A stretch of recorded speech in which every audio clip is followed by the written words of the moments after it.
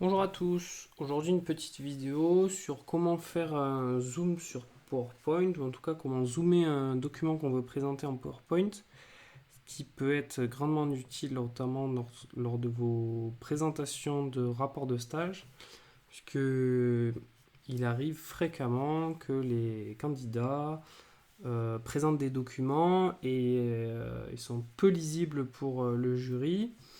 Et donc en plus d'agacer le jury, ça fait perdre des points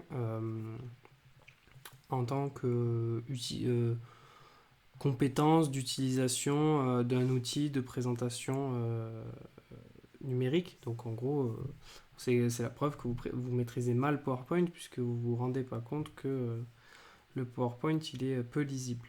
Alors là, je vais vous montrer du coup le PowerPoint que j'ai présenté avec un tableau quelconque. Évidemment, vous allez bien le voir puisque vous êtes sur YouTube, mais il faut s'imaginer que le jury il est éloigné donc de l'ordinateur ou de l'écran et donc il ne voit pas tous les détails. Donc c'est pour ça qu'il faut parfois un peu zoomer certains documents. Et c'est difficile d'anticiper ça quand on est chez soi et qu'on prépare le PowerPoint avant l'oral. Mais il faut le faire, je vous assure. Donc, je vous montre quelques astuces. Donc, là, on va dire que c'est le tableau classique, mais peu importe les données, hein, juste c'est un tableau sur lequel vous allez parler. Donc évidemment, la première astuce, bah, c'est de vous parler du document. Autour, vous avez présenté certaines choses, certains points. Vous en parlez. Et quand vous voulez parler vraiment des chiffres précis, vous pouvez agrandir le tableau. Tant pis pour la présentation, tant pis pour le côté graphique et joli de votre PowerPoint. Ce qui compte avant tout, c'est la lisibilité. Donc même un zoom comme ça, très peu gracieux, c'est pas grave. L'essentiel, c'est qu'on puisse vous suivre quand vous parlez. Ensuite, la deuxième astuce, c'est si vous voulez parler d'un élément précis du tableau, et ben vous pouvez par exemple zoomer que cette partie-là. Ce qui est bien, c'est de rajouter une petite flèche qui permet donc de suivre votre explication. Alors vous le dites, hein, donc je vous parle du tableau, je vais parler essentiellement de la ligne 16 du tableau. Ça prend une seconde à dire, hein, et comme ça c'est beaucoup plus facile et nous on peut suivre le total. Alors là, sur mon exemple, vous voyez, c'est pratique, total produit, on voit bien les chiffres, mais au final on ne sait pas de quoi ça parle. Donc il faut peut-être aussi rajouter euh, le, la cartouche du tableau, quoi. Donc moi, CD, jeux, livres, magazines et total moi. Sinon, on ne peut pas lire complètement le tableau. Et ensuite, ce qui est aussi important, c'est de bien dire où est-ce qu'on peut retrouver ce tableau dans votre rapport de stage notamment. Euh, donc a priori, si vous présentez un document dans votre PowerPoint, a priori vous en avez parlé aussi dans votre rapport de stage. Donc nous dire où le retrouver, puisque bah, le jury peut avoir imprimé votre rapport donc pour aller le feuilleter, ou peut l'avoir en format numérique sur un ordinateur portable, et donc il peut scroller sur votre PDF pour le retrouver. Mais ne partez pas du principe qu'il l'a sous les yeux, et donc indiquez, mais par contre, vous pouvez quand même lui indiquer où le retrouver dans votre rapport de stage. Évidemment, ce qui est encore mieux, c'est de leur imprimer donc d'imprimer au jury donc le document, les documents qui vont vous être utiles durant votre présentation orale, voire tout votre rapport évidemment. Et comme ça fait une présentation qui est fluide et on ne vous interrompt pas pour des broutilles comme excusez-moi, j'arrive pas à lire ce chiffre. Et donc dernière méthode pour zoomer, celle qui est la plus le jolie et qui sera appréciée par le jury pour votre utilisation du PowerPoint. Et donc c'est celle-ci, donc ça fait un zoom un peu graphique. On peut régler la vitesse, on peut régler la taille du zoom. Mais donc voilà pour les trois zooms. Donc comment faire Je vais vous présenter donc comment faire les trois zooms possibles. Donc on part donc du fichier que vous avez inséré grâce à insertion et image, ou si c'est enfin, en tout cas là parce que c'est une impression écran d'un tableau. Si c'est un tableau que vous avez créé avec tableau, les zooms vont être un peu plus durs. Donc c'est pour ça que, mais a priori, si c'est un oral de rapport de stage, vous avez déjà votre tableau dans le rapport de stage. Bon, ben, l'astuce, c'est donc vous intégrez votre image, vous faites un clic droit sur la diapositive, vous la collez, et ici, après, maintenant, vous faites plus grand, vous agrandissez le tableau, et donc effectivement, quand on passe de l'un à l'autre, bon, ben, c'est bien zoomé. D'accord. Bon, ça c'était la première méthode, mais qui était évidemment pas difficile à faire. Donc la deuxième méthode que je voulais vous montrer, c'était celle pour zoomer comme ci. Donc bon, on va décaler un petit peu l'image. On va la copier et la coller. Alors CTRL V pour la coller. Et on va rogner cette image ici. Vous voyez, rogner. On peut même rogner en allant dans Outils, Images, Format. Et ici, on a rogner. Et donc, rogner, on peut rogner du coup et récupérer que la ligne qui va nous intéresser. Alors comme tout à l'heure je disais, ça aurait peut-être plus de sens de bien aussi garder la ligne qui permet de comprendre de quoi on parle. Donc par exemple faire quelque chose comme ça. Et donc on a un zoom. Alors là il n'est pas plus grand, donc ça n'a pas beaucoup d'intérêt. Si on l'agrandit pas, ça sert à rien. Hein. Et donc ici. Alors là maintenant ça va être, avec ma souris ça va être un peu dur d'arriver pile au bon endroit. Bon, tant pis.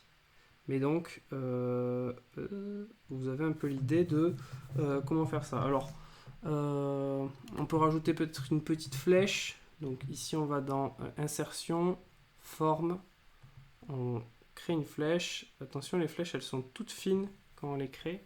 Et donc il faut aller dans contour, épaisseur.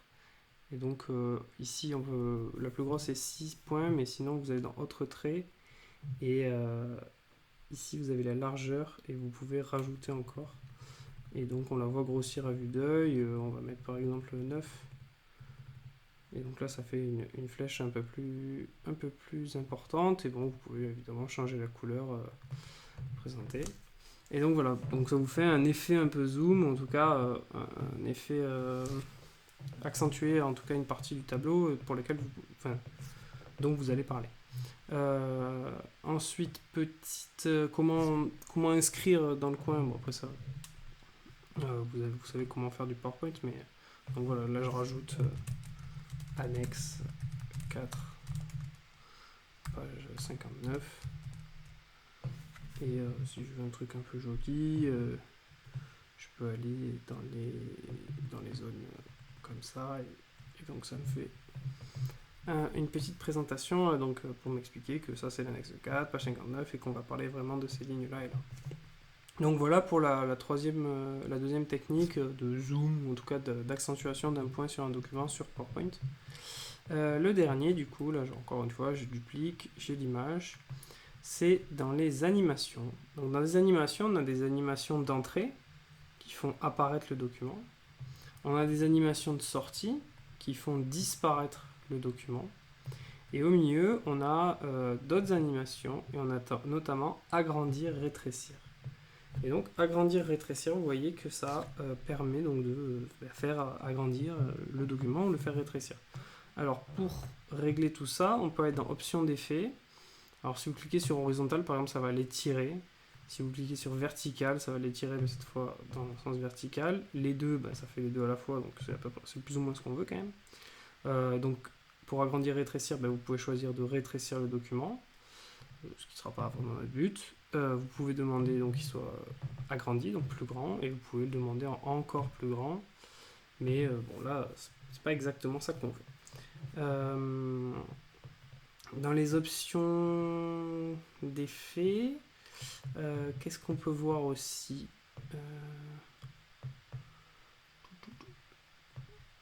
volet d'animation, options d'effets, et ici, donc je suis allé, donc je reprends, pardon. Donc je suis là, je clique sur la flèche, je vais dans le volet d'animation.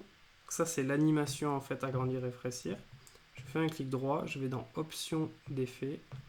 Et dans options d'effets, si jamais vous trouvez que l'agrandissement il est trop grand ou trop petit, vous pouvez personnaliser votre agrandissement et donc demander par exemple que ça atteigne 125%. Alors après vous avez des réglages de temps, mais on va pas aller dans ces détails là dans cette vidéo. Mais donc là, je voudrais un réglage à 125% par exemple. Ce qu'il veut bien. Non, il n'a pas l'air décidé à vouloir faire ce que je dis. Tac, 125. Ok. Et donc, là, vous voyez, il a grandi un peu moins que tout à l'heure. Et donc, vous pouvez régler ça. Faut bien, donc, du coup, là, par exemple, vous le lancez en plein écran. Et vous vérifiez donc que, vous voyez, ils disparaissent pas du cadre. Donc, faut un peu le vérifier si, quand on le lance, il sort pas du cadre. Ou en haut, en bas ou sur les côtés. Là, vous voyez, sur le côté, c'est pas très joli. Ça disparaît, donc ça le coupe un peu. Et là, ouais, là, il est presque bon. Alors là, il n'y a plus de bord. Alors, on va peut-être décaler encore un peu.